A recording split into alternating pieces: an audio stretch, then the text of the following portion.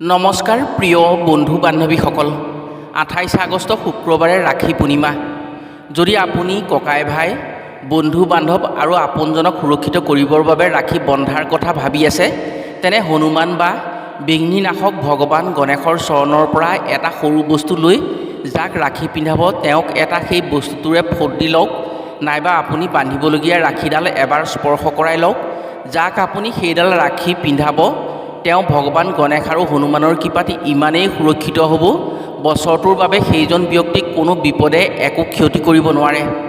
কাৰণ গণেশ হৈছে বিঘ্নিনাশক দেৱতা আৰু হনুমান হৈছে মংগলৰ কাৰক সংকটমোচন।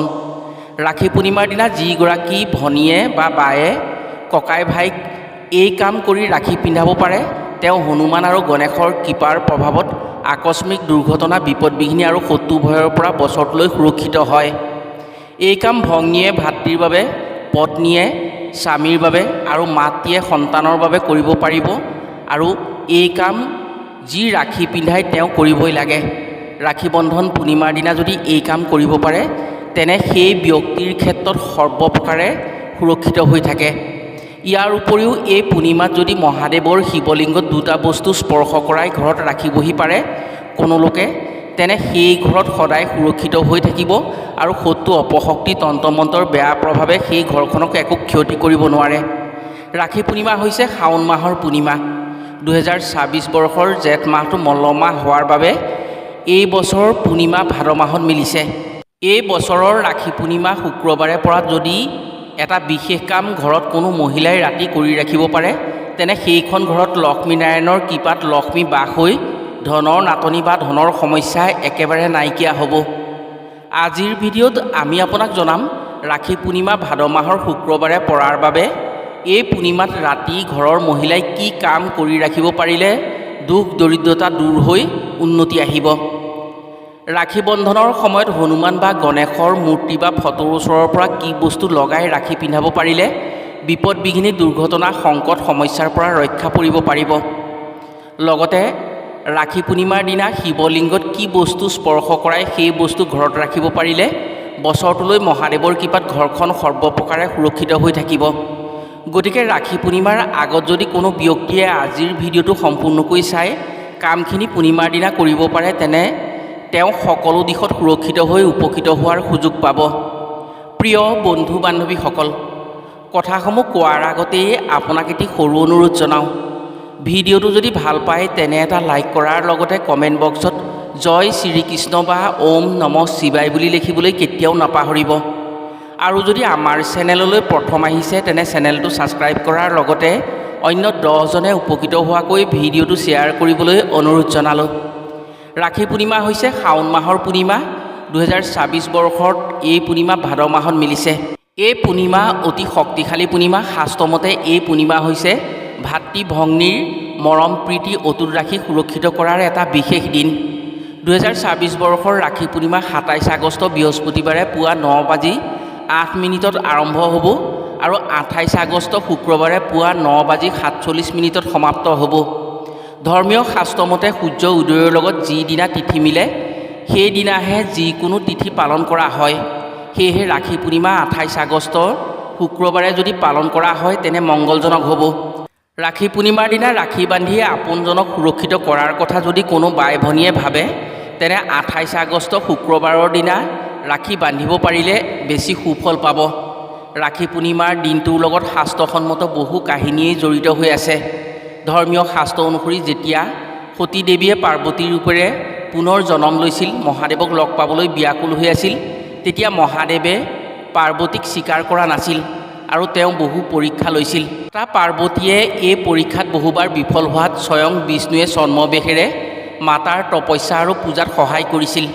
শাওণ মাহৰ পূৰ্ণিমাৰ দিনাই মাতাই শিৱলিংগ নিৰ্মাণ কৰি মহাদেৱক পূজা কৰিছিল। সেই লিংগ তৈয়াৰ কৰাৰ ক্ষেত্ৰত ছদ্মবেশী বিষ্ণুৱে সহায় কৰিছিল। মাতাই ছদ্মবেশী বিষ্ণুৰ পৰিচয় লোৱাত বিষ্ণুৱে নিজকে মাতাৰ ভাতৃ হোৱাৰ আশা প্ৰকাশ কৰিছিল। মাতা পাৰ্বতীয়ে ছদ্মবেশী বিষ্ণুক ভাতৃজ্ঞান কৰি হাতত ৰাখি পিন্ধাইছিল। তেতিয়া বিষ্ণুৱে নিজৰ ৰূপ ধাৰণ কৰি মাতাৰ কাৰ্যত সন্তুষ্ট হৈ বৰ প্ৰদান কৰি আশ্বাস দি কৈছিল, মাতাৰ এই কাৰ্য জগতত সদায় জিলিকি থাকিব। শাওণ মাহৰ পূৰ্ণিমাত ৰক্ষাবন্ধন পূৰ্ণিমা হৈ খ্যাত হ'ব। এই পূৰ্ণিমাত ভগ্নীয়ে ভাতৃক ৰাখি পিন্ধাই সুৰক্ষিত কৰিব। অন্য এক আখ্যান অনুসৰি যেতিয়া ভগৱান কৃষ্ণই শিশুপালৰ 100 ভুল ক্ষমা কৰি 101টা ভুলত দ্বিখণ্ডিত কৰিছিল শিশুপালৰ মুণ্ড, ঠিক তেতিয়া সেই চক্ৰৰ আঘাতত কৃষ্ণৰ আঙুলিৰ পৰা তেজ নিগৰিছিল। সেই তেজ দেখি দ্ৰৌপদীয়ে নিজৰ চাদৰ আঁচল ফালি কৃষ্ণৰ সেই আঙুলি বান্ধি মাটিত তেজ পৰিবলৈ নিদিয়াকৈ ৰাখিছিল। শাস্ত্ৰ অনুসৰি যদি কৃষ্ণৰ আঙুলিৰ পৰা ওলোৱা তেজ যদি মাটিত পৰিলেহেঁতেন তেনে মহাপ্ৰলয়ৰ আৰম্ভণি হ'লহেঁতেন। ভগৱান কৃষ্ণই এই কথাত সন্তুষ্ট হৈ দ্ৰৌপদীক সদায় নিজৰ ভগ্নী জ্ঞান কৰি সুৰক্ষিত কৰি ৰখাৰ প্ৰতিশ্ৰুতি দিছিল আৰু এই দিনটোক ভাতৃ আৰু ভগ্নীৰ প্ৰীতিৰক্ষাৰ দিন হোৱাৰ কথা প্ৰকাশ কৰিছিল ভগৱান শ্ৰীকৃষ্ণই। সেয়েহে বৰ্তমানেও প্ৰতিগৰাকী ভগ্নীয়ে ৰাখী পূৰ্ণিমাৰ দিনা নিজৰ ভাতৃক ৰাখি পিন্ধাই সুৰক্ষিত কৰাৰ নিয়ম আছে। 2024 বৰ্ষৰ ৰাখী পূৰ্ণিমা বা ৰক্ষা বন্ধন ভাদ মাহৰ শুক্ৰবাৰে পৰাৰ বাবে যদি কোনো মহিলাই এইদিনা নিজৰ গোসাঁই ঘৰত এটা কাম কৰি সেই বস্তুটো নিজৰ ঘৰত ৰাখিব পাৰে তেনে সেইখন ঘৰত ধনৰ নাটনি কোনো দিনেই নহয়। লক্ষ্মীনাৰায়ণৰ কৃপাত সেইখন ঘৰৰ উন্নতিত মাতা লক্ষ্মীৰ বিশেষ কৃপা থাকিব। যিহেতু উদয় তিথি অনুসৰি 28 আগষ্ট শুক্ৰবাৰে পুৱা 9:47 থাকিব ৰাখী পূৰ্ণিমাৰ সময়। ৰাখী বন্ধাৰ শুভ সময় হৈছে পুৱা 5 বজাৰ পৰা 9:30 ভিতৰত। উপায়টো এই সময়ছোৱাৰ ভিতৰত কৰিব লাগিব।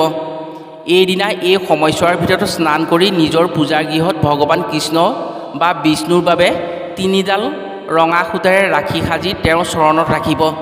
ধূপ বন্তি জ্বলাই এডাল ৰাখি বিষ্ণু বা কৃষ্ণৰ ভগৱানৰ চৰণত থৈ 2ডাল ৰাখি উঠাই আনি এডাল নিজৰ ঘৰৰ উত্তৰ পূব দিশত বান্ধি আনডাল যদি আপোনাৰ ঘৰৰ ধনৰ বাকচত ৰাখিব পাৰে তেনে লক্ষ্মীনাৰায়ণৰ বিশেষ কৃপাত সেইখন ঘৰত ধনৰ নিজৰা বব। যদি ভগৱানক বিশ্বাস কৰে ৰাখী পূৰ্ণিমাৰ দিনা এই কাম কৰি চাওক, প্ৰমাণ নিজেই পাব। ৰাখী পূৰ্ণিমাৰ দিনা প্ৰতিগৰাকী ভগ্নীয়ে নিজৰ ককায়েক বা ভায়েকক সুৰক্ষিত কৰিবৰ বাবে ৰাখি পিন্ধায়। কোনো মহিলাই যদি ককাই ভাই বা আপোনজনক সুৰক্ষিত কৰি ৰাখিবলৈ এই দিনটোত ৰাখি পিন্ধোৱাৰ কথা ভাবে তেনে এটা কাম নিশ্চয় কৰক। 28 আগষ্টৰ দিনা পুৱা 5 বজাৰ পৰা 9:47 ভিতৰত কামটো আপুনি কৰিব লাগিব। এই সময়ছোৱাৰ ভিতৰত যদি আপুনি এটি নিয়ম কৰি কোনো ব্যক্তিক ৰাখি পিন্ধাব পাৰে তেনে সেই ব্যক্তি বাবা হনুমান আৰু শ্ৰী গণেশৰ কৃপাত বছৰটোৰ বাবে বিপদমুক্ত হ'ব। যাকে নিপিন্ধাওক কিয় আপুনি এই নিয়মটো কৰিব পাৰিলে বছৰটোৰ ভিতৰত কোনো দিন আকস্মিক দুৰ্ঘটনা বিপদ বিঘিনিত পৰিব নোৱাৰে। সেই ব্যক্তি সদায় সুৰক্ষিত হৈ থাকিব বাবা হনুমান আৰু শ্ৰী গণেশৰ কৃপাত। বাবা হনুমান আৰু শ্ৰী গণেশৰ কৃপাৰ ফলত তেওঁৰ বিপদ বিঘিনি দূৰ হ'ব আৰু সংকটমুক্ত হৈ থাকিব পাৰে। এই সময়ছোৱাৰ ভিতৰত আপুনি বাবা গণেশ আৰু শ্ৰী হনুমানৰ চৰণত সেন্দুৰ আগবঢ়াব লাগিব। আপুনি যি ৰাখি আনক পিন্ধাবৰ বাবে আনিব সেই ৰাখি তাত ৰাখিব। যদি বাবা গণেশৰ চৰণত কৰে তেনে বাবা গণেশৰ ফটো বা মূৰ্তি য'তেই নকৰক সেই ফটো বা মূৰ্তিত সেন্দুৰেৰে বাবা গণেশৰ পেটত এটা ফোট দিব আৰু এডাল ৰাখি বাবা গণেশলৈ আগবঢ়াই বাকী ৰাখিকেইডাল আপোনাৰ হাতলৈ আনি ওম গণ গণপত্যই নমঃ মন্ত্ৰটি উচ্চাৰণ কৰিব। ইয়াৰ পিছত তাৰ পৰা অলপ সেন্দুৰ উঠাই আনিব। যাকেই ৰাখি পিন্ধাব সেই ব্যক্তিক সেই সেন্দুৰেৰে এটা ফোট দি ল'ব। তাৰপিছত আপুনি তেওঁক ৰাখি পিন্ধাব। বাবা গণেশৰ কৃপাত বিপদ বিঘিনিৰ পৰা মুক্ত হ'ব পাৰিব সেই ব্যক্তি। বিঘ্নেশ্বৰৰ কৃপাত সদায় বিপদমুক্ত হ'ব। যদি আপুনি শ্ৰী হনুমানৰ চৰণত এই উপায়টো কৰিব বিচাৰে তেনে হনুমানৰ চৰণত আপুনি সেন্দুৰ আগবঢ়াব। হনুমানজীক সেই সেন্দুৰেৰে এটা ফোট দিব আৰু এডাল ৰাখি হনুমানজীলৈ আগবঢ়াই প্ৰণাম জনাই বাকী ৰাখিকেইডাল উঠাই আনিব। যদি আপুনি কাৰোবাক ৰাখি পিন্ধাব বিচাৰে তেনে সেই সেন্দুৰেৰে এটা ফোট দি ল'ব আৰু তাৰপিছত ৰাখি বান্ধিব। যিকোনো সংকটৰ পৰাই মুক্ত হ'ব পাৰিব শ্ৰী হনুমানৰ কৃপাত সেই ব্যক্তি। ৰাখী পূৰ্ণিমাৰ দিনা ভগ্নীয়ে ভাতৃৰ কাৰণে এই কাম কৰিব পাৰে, মাতৃয়ে সন্তানৰ বাবে কৰিব পাৰে আৰু পত্নীয়ে স্বামীৰ বাবে কৰিব পাৰে। এই কামৰ জৰিয়তে সেই ব্যক্তি সুৰক্ষিত হৈ থাকিব। ৰাখী পূৰ্ণিমাৰ দিনা যি ব্যক্তিয়ে সন্ধিয়া স্নান কৰি মহাদেৱৰ বাবে এটা বিশেষ কাম কৰিব পাৰে তেওঁ মাতা পাৰ্বতী আৰু মহাদেৱৰ কৃপাত আশা পূৰণ হয়। সেই ঘৰত ধনৰ বিশেষ আকৰ্ষণ হোৱাৰ উপৰিও মাতা পাৰ্বতীৰ কৃপাত অন্নৰ অভাৱ কেতিয়াও নহয়। উপায়টো যি কৰে তেওঁ জীৱনত মহাদেৱ আৰু মাতা পাৰ্বতীৰ কৃপাত সকলো সুখৰ অধিকাৰী হোৱাৰ সুযোগ পায়। সন্তানৰ উন্নতিৰ বাবেও আপুনি এই উপায়টো কৰিব পাৰে। শত্ৰুৰ প্ৰভাৱ দূৰ কৰিবৰ বাবেও কৰিব পাৰে। ৰোগ ব্যাধি নাশ, অপশক্তিৰ প্ৰভাৱ একেবাৰেই নাইকিয়া হয় এই উপায়ৰ ফলত। বিশেষকৈ মহাদেৱ আৰু মাতা পাৰ্বতীৰ কৃপাত ধন ধানৰ অভাৱ কেতিয়াও নহয়। ধন ধানৰ আকৰ্ষণ হয় সেইখন ঘৰলৈ। আপুনি যদি ধন ধানৰ অভাৱ মহাদেৱ আৰু মাতা পাৰ্বতীৰ কৃপাত দূৰ কৰিব বিচাৰে তেনে এই পূৰ্ণিমাৰ দিনা সন্ধিয়া আপুনি স্নান কৰিব। স্নান কৰি এলোটা শুদ্ধ জল ল'ব, অৰ্থাৎ পানী ল'ব। ঘৰত যদি শিৱলিংগ আছে তেনে ঘৰতেই উপায়টো কৰিব পাৰে। যদি সেই সুবিধা ঘৰত নাই তেনে শিৱ মন্দিৰত কৰিব। এমুঠি চাউল আৰু এমুঠি জালুক ল'ব। জালুক হৈছে মহাদেৱৰ প্ৰিয়। মহাদেৱক জালুক অৰ্পণ কৰিলে ধনৰ অভাৱ দূৰ হয়। চাউল হৈছে মহালক্ষ্মী, মাতা অন্নপূৰ্ণা। অন্নপূৰ্ণা হৈছে মাতা পাৰ্বতীৰে এক ৰূপ। শিৱলিংগ হৈছে মহাদেৱৰ ৰূপ আৰু শিৱলিংগৰ তলত যি বহলকৈ থকা অংশ থাকে সেয়া হৈছে পাৰ্বতীৰ অংগ। স্নান কৰি শুদ্ধ এলোটা জল শিৱলিংগত আপুনি ঢালি দিব। এমুঠি চাউল শিৱলিংগৰ তলত যি বহল অংগ থাকে সেই তাত দি দিব আৰু লিংগৰ ওপৰত জালুক মুঠি দি দিব। ইয়াৰ পিছত মহাদেৱ আৰু মাতা পাৰ্বতীক স্মৰণ কৰি সেই জালুক কিছু অংশ আৰু চাউলৰ কিছু অংশ ঘৰলৈ লৈ আনিব। সেই চাউল আপোনাৰ ঘৰৰ ৰান্ধনি ঘৰত সযতনে ৰাখি থ'ব। ভুলতো সেই চাউল খোৱা খাদ্যৰ লগত মিহলি নকৰিব। যদি আপোনাৰ ব্যৱসায় বাণিজ্য আছে তেনে সেই জালুকখিনি ব্যৱসায় বাণিজ্যৰ ধনৰ বাকচত ৰাখি দিব, নহ'লে ঘৰৰ ধনৰ বাকচত আপুনি ৰাখি থ'ব। ৰাখী পূৰ্ণিমাৰ দিনা মহাদেৱ আৰু পাৰ্বতীৰ বাবে কৰা এই কামৰ ফলত ঘৰলৈ বা ব্যৱসায় প্ৰতিষ্ঠানলৈ ধনৰ আকৰ্ষণ হয় আৰু চাউল মুঠি ৰান্ধনি ঘৰত থকাৰ বাবে ঘৰত অন্নপূৰ্ণাৰ কৃপাৰ ফলত কোনোদিন অন্নৰ নাটনি নহয়। এই কামৰ ফলত অপশক্তি বা তন্ত্ৰমন্ত্ৰৰ বেয়া প্ৰভাৱে একো ক্ষতি কৰিব নোৱাৰে সেইখন ঘৰক। প্ৰিয় বন্ধু বান্ধৱীসকল, ৰাখী পূৰ্ণিমাৰ দিনা যদি আপুনি এইসমূহ কাম কৰিব পাৰে তেনে আপোনাৰ ক্ষেত্ৰত সৰ্বপ্ৰকাৰে উন্নতি হ'ব আৰু আপুনি সুৰক্ষিত হৈ থাকিব পাৰিব।